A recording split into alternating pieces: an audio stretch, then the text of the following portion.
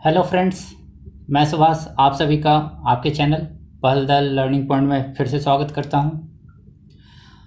इससे पहले मैंने आपको हिंदी साहित्य का इतिहास से संबंधित एक वीडियो दिया था, जिसमें हम लोगों ने आचार्य रामचंद्र शुक्ल के जीवन परिचय और हिंदी साहित्य से संबंधित कुछ महत्वपूर्ण बातों को, तथ्यों को देखा था, जो काफ़ी इम्पोर्टेंट थे।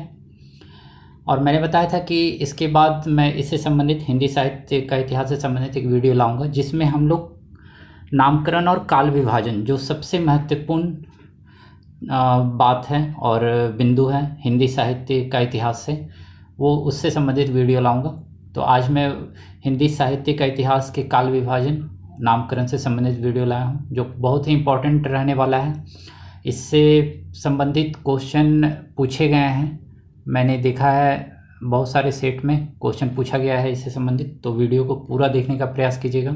और मैंने इस तरह से आज वीडियो और नोट्स को तैयार किया है, जो आप देखेंगे तो आपको भी ऐसा महसूस होगा कि बहुत इम्पोर्टेंट है। और आज का वीडियो आप इस तरह से देखें कि झारखंड स्टाफ सिलेक्शन के सिलेबस के लिए ही नहीं, इसके बाद जो लोक सेवा आयोग के एग्ज़ाम भी होते हैं, जैसे जेपीएससी के एग्ज़ाम होंगे, बीपीएससी के एग्ज़ाम होंगे, उसके लिए भी यह जो नोट्स है बहुत ही इम्पोर्टेंट है। आप इसे, कोई क्वेश्चन अगर आता है इससे संबंधित कि हिंदी साहित्य के इतिहास के काल विभाजन से संबंधित नोट लिखें, संक्षिप्त नोट लिखें या कुछ इस तरह से, तो आप इस नोट्स को वहाँ पर प्रयोग कर सकते हैं। तो वीडियो को पूरा देखने का प्रयास कीजिएगा और अच्छे से। तो चलिए वीडियो को स्टार्ट करते हैं। और एक बात दोस्तों, अगर आज का वीडियो आप लोगों को पसंद आता है तो एक लाइक ज़रूर से कीजिएगा। आपके लाइक करने से मुझे उत्साह मिलता है और मैं और वीडियो बनाने का प्रयास करता हूँ और अच्छे से। और वैसे फ्रेंड्स, जो मेरे चैनल पर पहली बार आए हैं आज और मेरा वीडियो पहली बार आज देख रहे हैं, तो मैं उनसे रिक्वेस्ट करता हूँ कि वीडियो को पूरा देखिए पहले, और आपको लगता है कि वीडियो आपके लिए लाभदायक है तो चैनल को सब्सक्राइब भी कीजिए, वीडियो को लाइक कीजिए। चलिए वीडियो को स्टार्ट करते हैं। यहाँ पर सबसे पहले हिंदी साहित्य का इतिहास और किनके द्वारा ये लिखा गया और किनके द्वारा जो लिखा गया हमें पढ़ना है, तो रामचंद्र शुक्ल, आचार्य रामचंद्र शुक्ल के द्वारा जो लिखा हुआ है हिंदी साहित्य का इतिहास, हमारे सिलेबस में वही है और हम लोग को वही पढ़ना है। यहाँ पर सबसे पहले मैंने हिंदी साहित्य का इतिहास जो लिखा गया है, तो वो क्यों लिखा गया है और लिखने की आवश्यकता क्यों पड़ी, या विभाजन, काल विभाजन करने की आवश्यकता क्यों है, उससे संबंधित एक नोट मैंने पहले बताया है आप लोगों को, इम्पोर्टेंट है, उसे पहले देख लीजिए। देखिए पहला जो पॉइंट है वह क्या बोल रहा है, किसी भी साहित्य के इतिहास का काल विभाजन करने की सर्वाधिक उपयुक्त प्रणाली। किसी भी चीज़ का हम लोग नाम लिखते हैं या कुछ करते हैं, तो नाम लिखने का कोई एक कारण होता है, कोई एक जरिया होता है कि हम लोग उसका नाम लिखते हैं या करते हैं। तो उसी तरह जब साहित्य के इतिहास का लिखने का या काल विभाजन का बात आए, तो उसके लिए भी कोई प्रणाली होगी या कोई जरिया होगा। तो उसी के बारे में यहाँ पर है कि किसी भी साहित्य के इतिहास का काल विभाजन करने की सर्वाधिक उपयुक्त प्रणाली उस साहित्य में प्रवाहित साहित्यिक धारा, जो जिस साहित्य का हम लोग काल विभाजन कर रहे हैं जिस समय का, तो उस वक्त जो साहित्य लिखा गया है उसमें कौन सी बातें हैं, उसका विषय क्या है, ये सारी चीज़ें, साहित्य धारा, विविध प्रवृत्तियाँ, उसकी क्या विशेषताएं हैं, के आधार पर उसे विभाजित करना है। काल विभाजन करने की उपयुक्त प्रणाली क्या है, तो जो साहित्य है उससे संबंधित उस साहित्य की धारा, प्रवृत्तियाँ ही काल विभाजन करने का सबसे उपयुक्त जरिया है या साधन है। इसे आपने देख लिया। अब नीचे जो है वो एक देख लेते हैं, इसी से संबंधित है। समय या युग हम लोग पढ़ते हैं यहाँ पर, युग की परिस्थितियों के अनुकूल साहित्य के विषय तथा शैली में परिवर्तन होता रहता है। ये हम लोग सभी जानते हैं कि जैसे जैसे समय बीतता है तो लेखक भी नए आते हैं, रचनाकार नए आते हैं, और उनके लिखने का तरीका भी अलग होता है, उनका विषय भी अलग होता है। तो उसी बात को यहाँ पर बताया जा रहा है कि युग की परिस्थितियों के अनुकूल साहित्य के विषय और शैली में परिवर्तन होता रहता है। हिंदी साहित्य के विषय में भी यही बात सत्य है। जैसे नाटककार आते हैं नए नए, तो अब उनका विषय अलग होता है। तो उसी प्रकार जब वैसे लेखक जो हिंदी साहित्य के बारे में लिखते हैं, तो जो भी लेखक होते हैं उनका भी जिस तरह नाटक में विषय या फिर कुछ जो तथ्य होते हैं अलग होता है, उसी तरह साहित्य में भी यह बात प्रतीत होता है कि हिंदी साहित्य के विषय में भी यह बात सत्य है कि अगर जैसे जैसे नए नए लेखक या रचनाकार आएंगे तो हिंदी साहित्य के बारे में भी उनके लिखने का तरीका अलग अलग होगा। यहाँ तक आपने देख लिया। अब जो पॉइंट है इसमें हम लोग आचार्य रामचंद्र शुक्ल जी ने काल विभाजन से संबंधित एक अपना मत दिया है कि काल विभाजन क्यों आवश्यक है। बहुत ही इंपॉर्टेंट है। यह जो कथन है यहाँ से देख लीजिए, यहाँ से जो कथन है ये एग्ज़ाम में पूछा गया है, नेट के एग्ज़ाम में। तो मेरा मानना है कि एग्ज़ाम में पूछा जा सकता है, तो इसे अच्छे से देखिए क्या बोल रहे हैं रामचंद्र शुक्ल।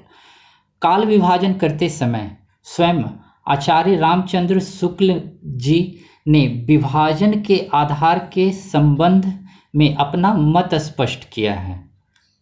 एक मत दे रहे हैं वो कि काल विभाजन किस आधार पर करना चाहिए। और क्या कहते हैं आचार्य शुक्ल, देखिए क्या कह रहे हैं। जबकि प्रत्येक देश का साहित्य वहाँ की जनता की चित्तवृत्ति का संचित प्रतिबिंब होता है। उनका कहना है कि कोई भी रचना जो है, साहित्य है, उस प्रदेश की, उस एरिया का, उस देश का जो जनता होती है उसी की चित्तवृत्ति, उसके मन का ही प्रतिबिंब होता है। तब यह निश्चित है कि जनता की चित्तवृत्ति के परिवर्तन के साथ साथ साहित्य के स्वरूप में भी परिवर्तन होगा। तो कहते हैं, इसका कहने का मतलब है कि जिस तरह अगर जनता के मन का अगर सोच या चित्तवृत्ति बदलता है, परिवर्तन होता है, तो साहित्य में भी उसी प्रकार का परिवर्तन होता चला जाएगा। ठीक है, परिवर्तन के साथ साथ साहित्य के स्वरूप में भी परिवर्तन होता चला जाता है।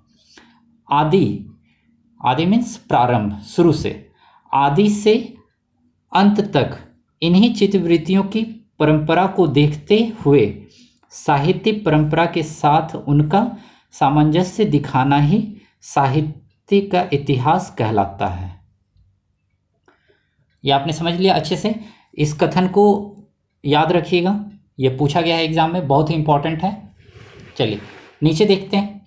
अब जो हिंदी साहित्य का इतिहास रामचंद्र शुक्ल जी के द्वारा किया गया था, तो उनसे पहले भी किन्होंने किया होगा? कुछ विद्वान होंगे जो पहले हिंदी साहित्य का इतिहास लिखे होंगे। तो उस संबंध में कि सबसे पहले किन्होंने किया और किसके बाद रामचंद्र शुक्ल ने किया, और जिन लोगों ने सबसे पहले किया उनको हिंदी साहित्य का इतिहास लिखने की सामग्री कहाँ से प्राप्त हुई, उन्होंने विषय कहाँ से लिया, तो उसके बारे में सबसे पहले हम लोग जान लेते हैं। ये पॉइंट उसी से संबंधित है। हिंदी साहित्य के इतिहास की सामग्री कहाँ से मिली है? तो ग्रंथ है, 3 ग्रंथ है, वहाँ से ली गई है। इम्पॉर्टेंट है, और भी ग्रंथ होंगे लेकिन ये 3 ग्रंथ है जो इम्पॉर्टेंट है। एक ग्रंथ है भक्तमाल, दूसरा है 84 वैष्णव की वार्ता, और तीसरा ग्रंथ है 252 वैष्णव की वार्ता। ये 3 ग्रंथ हैं, इम्पॉर्टेंट है, और आदि ग्रंथों से मिलती है।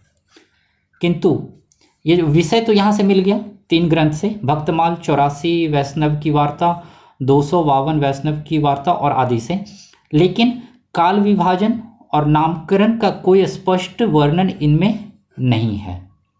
सामग्री मिला लेकिन काल विभाजन और नामकरण इससे प्राप्त नहीं हुआ, और प्राप्त नहीं होने के कारण ही बहुत सारे विद्वानों ने हिंदी साहित्य का काल विभाजन और नामकरण लिखा है।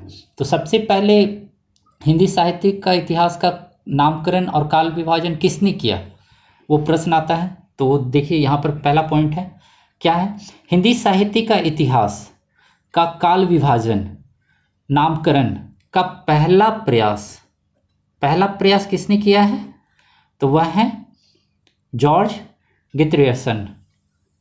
इन्हें याद रखिएगा, इंपॉर्टेंट है। हिंदी साहित्य का इतिहास का काल विभाजन नामकरण का पहला प्रयास करने का श्रेय किसे जाता है? तो जॉर्ज गितरियर्सन को जाता है। ये इंपॉर्टेंट है। चलिए नेक्स्ट है, जब इनके द्वारा प्रयास किया गया जॉर्ज गितरियर्सन के द्वारा, तो उसके बाद किन्होंने प्रयास किया? और जब इनके द्वारा प्रयास किया गया था, लिखा गया है काल विभाजन, तो इनका खुद का भी मानना है कि उनके द्वारा जो काल विभाजन नामकरण किया गया है वह सही नहीं है। बहुत से सारी चीज़ें जो हैं उनके द्वारा नहीं लिखी गई हैं, उन्हें प्राप्त नहीं हुआ है।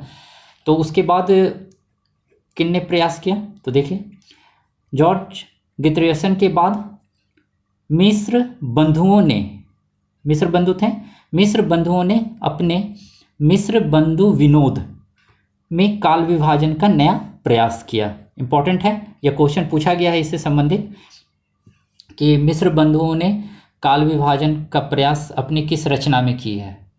तो वह रचना कौन सी है, तो मिस्र बंधु विनोद। और यह कब प्रकाशित हुई थी, जैसे रामचंद्र शुक्ल जी के द्वारा जो लिखा गया है वह 1929 में हुआ था, और तो मिस्र बंधुओं के द्वारा जो मिस्र बंधु विनोद है वह कब हुई थी, तो 1913 ये डेट है, इसे भी याद रखिएगा, बहुत इंपॉर्टेंट है।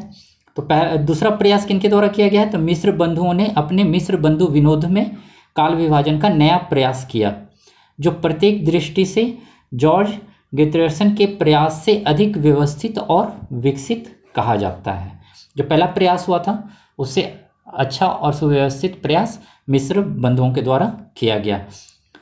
अब जब इनके द्वारा मिस्र बंधु के द्वारा किया गया है, उसके बाद आचार्य रामचंद्र शुक्ल जी ने अपना मत नामकरण और काल विभाजन में दिया है। तो यहाँ पर हम लोग अब देखते हैं आचार्य रामचंद्र शुक्ल जी से संबंधित है यह जो पॉइंट है, पिछले वीडियो में भी आपने देखा था, मैं यहाँ पर भी बताता हूँ उसके बारे में। मिस्र बंधुओं के बाद आचार्य रामचंद्र शुक्ल जी ने वर्ष 1929, ये डेट याद है आपको, इंपॉर्टेंट है, 1929 में हिंदी साहित्य का इतिहास प्रस्तुत किया, जिसमें काल विभाजन का प्रयास किया गया है, काल विभाजन और नामकरण का प्रयास किया गया है। और जो उनके द्वारा किया गया है काल विभाजन और नामकरण, तो उसी के संबंध में यहाँ पर एक पॉइंट है। आचार्य शुक्ल जी के काल विभाजन में अधिक सरलता, स्पष्टता, सुबोधता है, और इसी विशेषता के कारण वर्तमान में भी यह सर्वमान्य और प्रचलित है। इनके द्वारा जो हिंदी साहित्य का नामकरण और काल विभाजन किया गया है वह सबसे अच्छे तरीके से लिखा गया है, सरल रूप में लिखा गया है, स्पष्ट है और समझने में भी आसान है। इसलिए वर्तमान में भी, आज के समय में भी आचार्य शुक्ल जी के द्वारा जो लिखा गया है काल विभाजन और नामकरण वह सर्वमान्य है और प्रचलित में है, जो हम लोग भी यूज कर रहे हैं और हम लोग को पढ़ना भी है। यहाँ तक आपने देख लिया अच्छे से। अब रामचंद्र शुक्ल के द्वारा जो नामकरण किया गया उससे संबंधित और बातों को देखते हैं और काल विभाजन को देखेंगे। वीडियो को पूरा देखने का प्रयास कीजिएगा, बहुत ही इंपॉर्टेंट रहेगा। आगे बहुत सारे पॉइंट ऐसे हैं जिनसे क्वेश्चन बनेगा, मैं बताऊंगा। चलिए यहाँ हम लोग देखते हैं। नेक्स्ट पॉइंट है, आचार्य रामचंद्र शुक्ल जी पूर्व के काल विभाजन के संदर्भ में व्यंग करते हुए कहते हैं। इसके पहले जो दो प्रयास किए गए हैं जॉर्ज गितर्सन के द्वारा और मिस्र बंधुओं के द्वारा, तो उनका जो काल विभाजन है उसके संबंध में यह व्यंग करते हुए कहते हैं। क्या कह रहे हैं, इंपॉर्टेंट है, इसे याद रखिएगा, क्वेश्चन बनता है। ये कथन किनके द्वारा कहा गया है, तो देखिए क्या कह रहे हैं।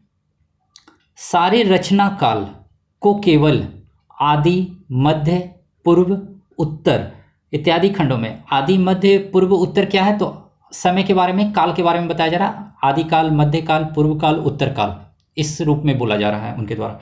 क्या बोला जा रहा है, सारे रचना काल को केवल आदि, मध्य, पूर्व, उत्तर इत्यादि खंडों में आंख मूंद कर बांट देना, यह भी न देखना कि किस खंड के भीतर क्या आता है और क्या नहीं, किसी वृत्त संग्रह को इतिहास नहीं बना सकता। यह इसलिए कह रहे हैं कि इसके पहले जो नामकरण और काल विभाजन किया गया है तो उसमें बहुत सारी कमियां हैं, खामियां हैं, जो सही रूप में उसे प्रदर्शित नहीं करती है। तो उसी के लिए कह रहे हैं कि ऐसा नहीं है कि आप कुछ भी नाम दे दें और आंख मूंद कर लिख दें कि इस खंड का नाम ये है, इस खंड का नाम ये है, काल ये है, ये है, तो उसी के बारे में करें, इंपॉर्टेंट रहेगा। चलिए आगे देखते हैं। आचार्य रामचंद्र शुक्ल जी के द्वारा जो काल विभाजन किया गया है तो उसकी क्या पद्धति रही होगी, किस आधार पर इन्होंने काल विभाजन किया, उससे संबंधित है, इंपॉर्टेंट है, क्वेश्चन बनता है यहाँ से। आचार्य रामचंद्र शुक्ल जी के काल विभाजन पद्धति के दो आधार हैं। ये क्वेश्चन भी है कि कितने आधार हैं, रामचंद्र शुक्ल जी के काल विभाजन के कितने आधार हैं पद्धति के, तो दो है। ये एक क्वेश्चन बन गया, दो आधार हैं। और कौन कौन से वो दो हैं, तो एक है प्रधान प्रवृत्ति और दूसरा है ग्रंथों की प्रसिद्धि। ये दो आधार हैं आचार्य रामचंद्र शुक्ल जी ने, जिनके आधार पर इन्होंने काल विभाजन और नामकरण किया है। तो ये बहुत इंपॉर्टेंट है, इस पार्ट से 3 क्वेश्चन बन रहे हैं। चलिए नेक्स्ट देखते हैं। अब हम लोग इनके जो विभाजन किया गया है उस संदर्भ में हम लोग आ जाते हैं।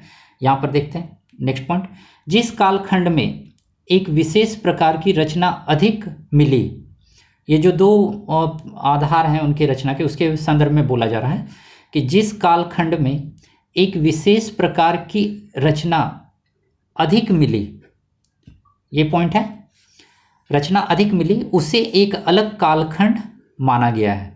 किनके द्वारा? तो आचार्य रामचंद्र शुक्ल के द्वारा। और रचनाओं की प्रचुरता जितनी अधिक मात्रा में मिली, रचनाओं की प्रचुरता के आधार पर प्रधान प्रवृत्ति जितना ज़्यादा मिला तो उसके आधार पर प्रधान प्रवृत्ति का निर्धारण कर लिया गया है। इनका जो विभाजन करने का तरीका है वह दो है, प्रधान प्रवृत्ति और ग्रंथों की प्रसिद्धि, उसके लिए यहाँ पर बताया गया है। और ये जो प्रधान प्रवृत्ति है वो क्या है? तो प्रधान प्रवृत्ति के लिए लोक प्रसिद्ध ग्रंथों, जो लोक प्रसिद्ध ग्रंथ रहे हैं उस समय के, उसको ही आधार मानकर प्रधान प्रवृत्ति को आधार बनाया गया है। तो इसे याद रखिएगा, यहाँ तक हो गया। अब हम लोग इनके द्वारा जो विभाजन किया गया है काल विभाजन, उस पर आते हैं। यहाँ मैंने एक चार्ट के तहत आपको बताने का प्रयास किया, नीचे मैंने लास्ट में आपको एक सिंपल वे में भी लिखा है। अगर यहाँ पर आप लोगों को नहीं समझ में आ रहा है या थोड़ा प्रॉब्लम रहा है तो आप यहाँ पर देख लीजिएगा, मैंने लास्ट में आप लोगों को दिया है। तो चलिए यहाँ पर देखिए, मैंने सरल रूप में ही यहाँ पर लिखने का प्रयास किया, आपको अच्छे से समझ में आएगा। ठीक है, देखिए आचार्य रामचंद्र शुक्ल जी का काल विभाजन क्या है। तो इससे पहले जो काल विभाजन किया गया है तो उन लोगों ने नाम क्या दिया था? तो आदिकाल। देखिए यहाँ पर जो बोला गया है आदि, मध्य, पूर्व, उत्तर, उसी के आधार पर है। ठीक है, देखिए पहला आदिकाल है, दूसरा पूर्व मध्यकाल, फिर उत्तर मध्यकाल और लास्ट है आधुनिक काल। अब ये 4 नामकरण किए हुए थे। तो आचार्य रामचंद्र शुक्ल जी के द्वारा क्या नामकरण किया गया है? तो सबसे पहले आदिकाल है, तो इसका नामकरण उनके द्वारा, और काल क्या बताया गया है तो देख लीजिए। रामचंद्र शुक्ल ने आदिकाल को वीर गाथा काल कहा है। ठीक है, क्या कहा है? वीर गाथा काल। और इसका समय क्या बताया है? तो 1050 से 1375 ईस्वी। ये काल भी याद रखिएगा, दोनों इंपॉर्टेंट है, दोनों से क्वेश्चन बनता है। तो आदिकाल को शुक्ल जी ने क्या कहा है? तो वीर गाथा काल कहा है। और इसका समय क्या बताया है? तो 1050 से 1375 ईस्वी। इसे याद रखिएगा। चलिए नेक्स्ट है, नेक्स्ट जो पूर्व मध्य काल है उसे आचार्य रामचंद्र शुक्ल ने क्या कहा है? तो पूर्व मध्य काल को भक्ति काल कहा गया है शुक्ल जी के द्वारा, भक्ति काल। और इसका समय क्या है? तो 1375 से 1700 ईस्वी। ठीक है, यहां तक आपने समझ लिया। उसके बाद उत्तर मध्य काल है, उसे रामचंद्र शुक्ल ने क्या कहा है? तो उत्तर मध्य काल को शुक्ल जी के द्वारा कहा गया है रीतिकाल, रीतिकाल है। और इसका समय क्या है? तो 1700 से 1900 ईस्वी। ये दोनों याद रखिएगा। और लास्ट जो है उसे नाम दिया गया है आधुनिक काल। और आचार्य रामचंद्र शुक्ल जी के द्वारा इसे क्या कहा गया है? इसका नामकरण क्या कहा गया है? तो इसे गध काल कहा गया है। आधुनिक काल को रामचंद्र शुक्ल जी के द्वारा क्या कहा गया है? तो गध काल। और इसका समय क्या है? तो 1900 ईस्वी से अब तक, क्योंकि अब तक रचना हो रही है और आगे भी होती रहेगी। साहित्य कभी रुकेगा नहीं, ये नदी की तरह है, नदी का प्रवाह बढ़ता ही रहता है। अगर उसे कहीं रास्ता ना मिले तो अपना रास्ता खुद बनाता है। तो साहित्य भी उसी तरह है, रुकने वाली नहीं है। आज कुछ लोग हैं लिखने वाले, कल फिर कुछ आएंगे, फिर कुछ आएंगे, तो ये बढ़ता ही रहेगा। इसी के लिए जो आधुनिक काल को गध काल कहा गया है, तो इसका जो समय है 1900 ईस्वी से अब तक और आने वाले समय तक। तो आप लोगों ने देखा, ये समझ में आ गया होगा कि रामचंद्र शुक्ल जी के द्वारा जो काल विभाजन किया गया है उसे क्या नाम दिया गया है। तो उनके द्वारा जो 4 काल विभाजन है वो क्या है? तो वीरगाथा काल पहला है, उसका समय 1050 से 1375 है। दूसरा भक्ति काल है 1375 से 1700। तीसरा रीतिकाल है 1700 से 1900 ईस्वी तक। और चौथा गध काल है 1900 से अब तक। तो आप इसे देखिएगा अच्छे से, यहाँ तक आप समझ गए अच्छे से। चलिए आगे देखते हैं। अब जो इनके द्वारा जो नामकरण किया गया है काल विभाजन, वो उस संबंध में एक नोट है। जो वीर गाथा काल नाम दिया गया है या फिर भक्ति काल नाम दिया गया है, रीति काल या गद काल, क्यों किस आधार पर दिया गया है, तो वो नोट यहाँ पर है, इसे अच्छे से देखिए, समझ में आ जाएगा। देखिए, उपरोक्त चार्ट से स्पष्ट है कि लोग जिसे आदिकाल कहते हैं, शुक्ल जी उस काल में वीरता की प्रवृत्ति को प्रधान मानकर उसका नामकरण वीर गाथा काल करते हैं। इस काल में जितने भी ग्रंथ इन्होंने लिया रामचंद्र शुक्ल ने, उसमें वीरता को प्रवृत्ति मानकर इस काल का नाम वीर गाथा काल रखा है। और उन्होंने कौन कौन से ग्रंथ को लिया है, तो मैं जो नेक्स्ट वीडियो लाऊंगा उसमें हम लोग अलग अलग कालखंड के बारे में पढ़ेंगे। और सबसे पहले हम लोग वीर गाथा काल आधुनिक काल के बारे में पढ़ेंगे, तो उसमें मैं बताऊंगा कि कौन कौन से ग्रंथ इन्होंने नामकरण के लिए लिया था। यहाँ पर हम लोग सिर्फ ये देखते हैं कि किस आधार पर इन्होंने नामकरण किया है। तो वीरता की प्रवृत्ति को प्रधान मानकर इसका नामकरण वीर गाथा काल रखते हैं। उसी प्रकार पूर्व मध्य काल को भक्ति काल, उत्तर मध्य काल को रीति काल और आधुनिक काल को शुक्ल जी गद काल कहते हैं। नीचे एक और पॉइंट है, देख लीजिए। शुक्ल जी के अनुसार वीर गाथा काल में वीरता की प्रवृत्ति है, उसी तरह भक्ति काल में भक्ति की प्रवृत्ति है, रीति काल में रीतित्व निरूपण की प्रवृत्ति है और आधुनिक काल में गद की प्रधानता है। इसलिए प्रधान प्रवृत्ति के आधार पर ही काल खंडों का नामकरण करना उचित है, यह शुक्ल जी का मानना है, शुक्ल जी के अनुसार। तो आप ये समझ गए, आचार्य रामचंद्र शुक्ल जी के द्वारा जो कालखंड और नामकरण किया गया है काल विभाजन, वो, और मैंने वो रीज़न भी दे दिया कि उनके क्या रीज़न रहे हैं, क्या प्रवृत्ति रही है कि उन्होंने इन कालखंडों को नामकरण ये दिया है, वीर गाथा काल, भक्ति काल, रीति काल और गद काल। तो आप यहाँ तक देखें, आपको मैं आशा करता हूँ कि आपको अच्छे से समझ में आया होगा। चलिए आगे देखते हैं। नेक्स्ट जो है वह पॉइंट क्या है, तो यह है जब रामचंद्र शुक्ल जी के द्वारा हिंदी साहित्य का इतिहास का नामकरण और काल विभाजन किया गया, तो उसके बाद भी बहुत सारे विद्वान हुए जिन्होंने अपना भी मत दिया, उससे संबंधित है। और फिर कुछ जो इतने सारे जब मत आएंगे, जो बहुत सारे लेखकों के द्वारा, रामचंद्र शुक्ल जी के द्वारा, मिश्र बंधुओं के द्वारा और बहुत सारे लेखकों, रचनाकारों, विद्वानों के द्वारा दिया है, तो जाहिर बात है कुछ ना कुछ मतभेद भी रहे होंगे सभी के मत में। तो उसे हम लोग देख लेते हैं, एक नज़र में, इम्पॉर्टेंट है। यहाँ पर एक क्वेश्चन आएगा, देखिए यहाँ पर जो मैंने पॉइंट लिखा हुआ है, आचार्य रामचंद्र शुक्ल के हिंदी साहित्य का इतिहास के काल विभाजन के बाद भी अन्य विद्वान हुए जिन्होंने थोड़ा बहुत परिवर्तन करके हिंदी साहित्य का इतिहास का काल विभाजन व नामकरण किया।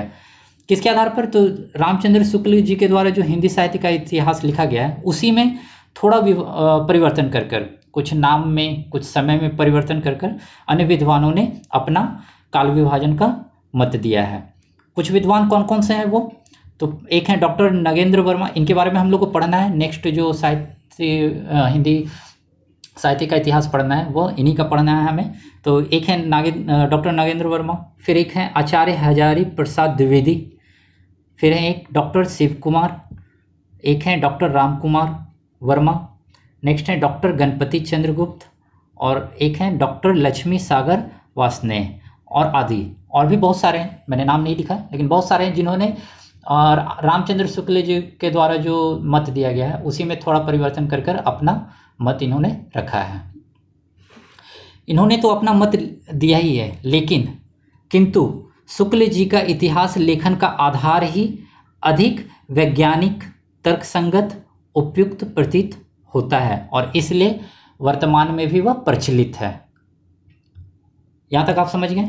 अब यहाँ देखिए नेक्स्ट पॉइंट है, हिंदी साहित्य का इतिहास के काल विभाजन एवं नामकरण में मतभेद भी रहा है बहुत सारे विद्वानों में कि इस कालखंड का नाम ये क्यों है, ये होना चाहिए, ये क्यों है, ये होना चाहिए। तो उसी संबंध में मैंने एक छोटा सा नोट्स बनाया, देख लीजिए, उसे इंपॉर्टेंट रहेगा। यहाँ से एक क्वेश्चन मैं बताऊँगा, आचार्य रामचंद्र शुक्ल जी से संबंधित है। देखिए पहला ये पॉइंट देखते हैं हम लोग, हिंदी साहित्य के काल विभाजन को लेकर विद्वानों में अधिक मतभेद नहीं है। बहुत ज़्यादा मतभेद नहीं है, सिर्फ 1 और 2 नामकरण में मतभेद है कालखंड में। तो देख लेते हैं क्या है। ज़्यादा मतभेद नहीं है, केवल हिंदी साहित्य के आरंभ को लेकर मतभेद है। आरंभ मीन्स आदिकाल जो है, और रामचंद्र शुक्ल ने उसे वीरगाथा काल कहा है, उसी को लेकर ज़्यादा मतभेद है।